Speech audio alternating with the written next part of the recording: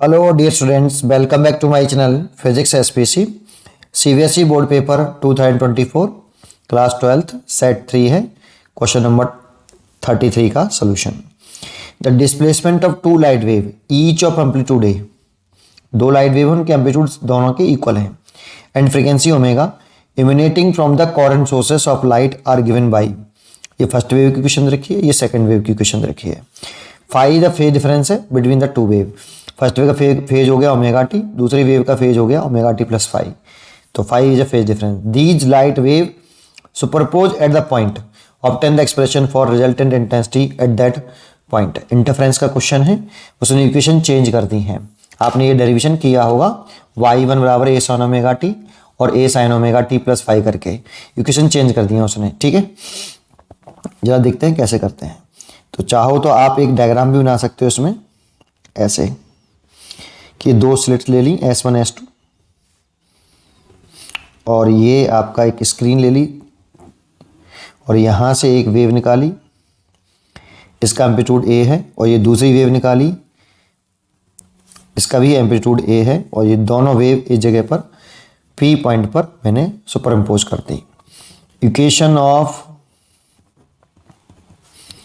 First wave y1 बराबर a cos omega t and equation of second wave y2 बराबर a cos omega t plus five. Equation number 2। ये five क्या है? ये phase difference है first wave और second wave में, question में गिवन भी है। Here phi is a phase difference between two waves, ठीक है। अब इसने बोला भी है यहाँ पे कि ये दोनों वेव क्या कर रही हैं, these light wave superpose at a point। तो according to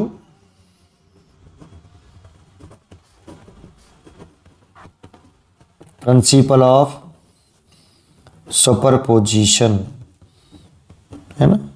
तो इसमें y बराबर लिख सकते हैं y1 प्लस y2।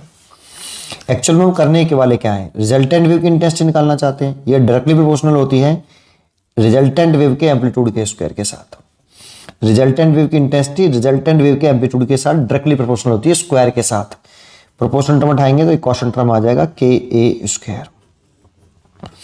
अगर हम रिजल्टेंट वेव की इंटेंसिटी निकालना चाहते हैं तो हमें रिजल्टेंट वेव का एम्पलीट्यूड निकालना पड़ेगा सबसे पहले। जैसे ये फर्स्ट वेव का एम्पलीट्यूड है, ये सेकंड वेव का एम्पलीट्यूड है, दोनों का सेम है। ऐसे ये रिजल्टेंट वेव की इक्वेशन बनी, यहाँ से रिजल्टेंट वेव का एम्पलीट्यूड निकालेंगे हम, फिर यहाँ पुट करके रिजल्टेंट वेव की इंटेंसिटी निकालेंगे, ठीक है। तो पहले वैल्यू पुट करते हैं यहाँ से, y बराबर a का cos omega T plus a cos omega T plus five.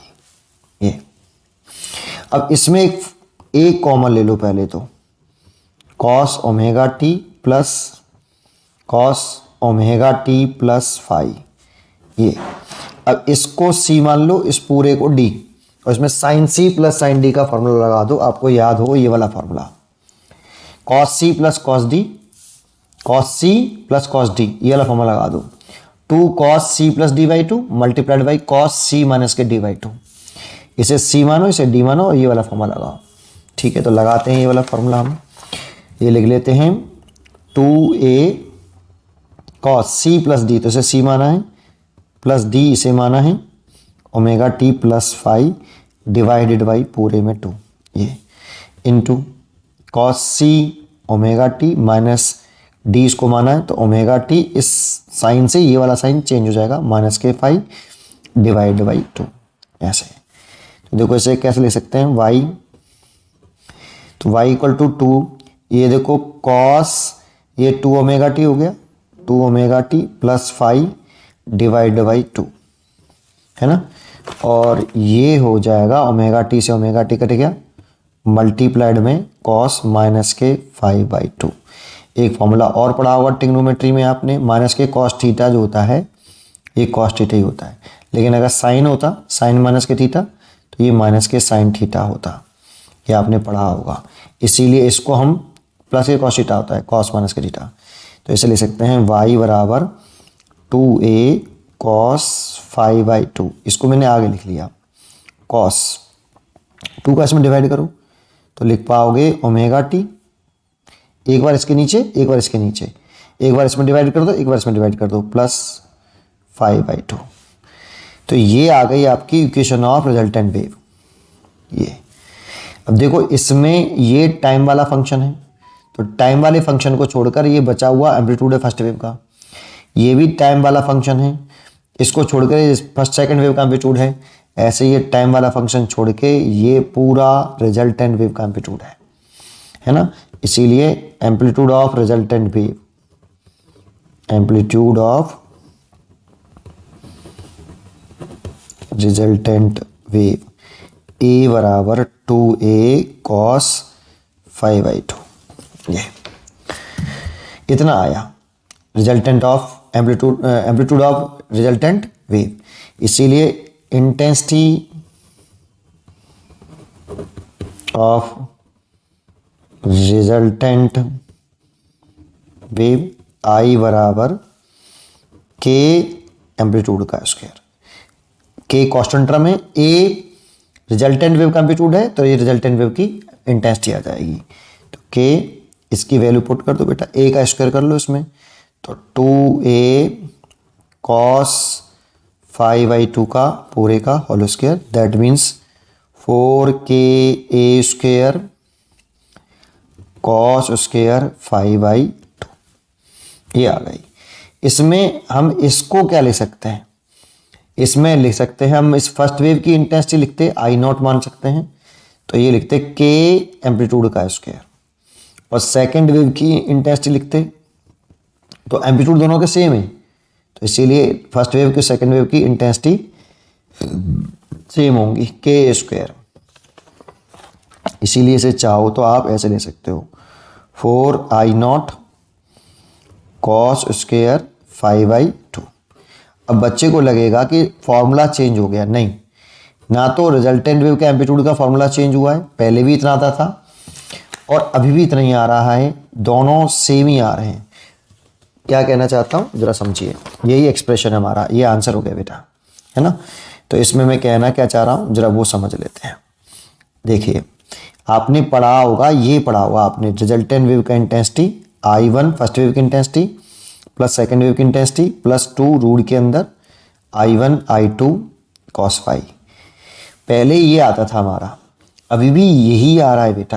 फर्क ये है कि यहाँ पे जब हम करते थे तो फर्स्ट वेव की इंटेंसिटी और सेकेंड वेव की इंटेंसिटी डिफरेंट होती थी, लेकिन क्योंकि वहाँ पे हम फर्स्ट वेव का एम्पलीट्यूड और सेकेंड वेव का एम्पलीट्यूड डिफरेंट लेते थे, हम इक्वेशन लेते थे y1 बराबर a1 साइन ओमेगा टी और y2 बराबर लेते थे हम a2 sign omega T plus 5, ये लेते थे हम, ये इसीलिए ये फॉर्मूला आता था। लेकिन इसमें क्या कर दिया है कि फर्स्ट वेव का एम्पलीट्यूड और सेकंड वेव का एम्पलीट्यूड बराबर कर दिया, तो फर्स्ट वेव की इंटेंसिटी और सेकंड वेव की इंटेंसिटी बराबर कर लिए I0।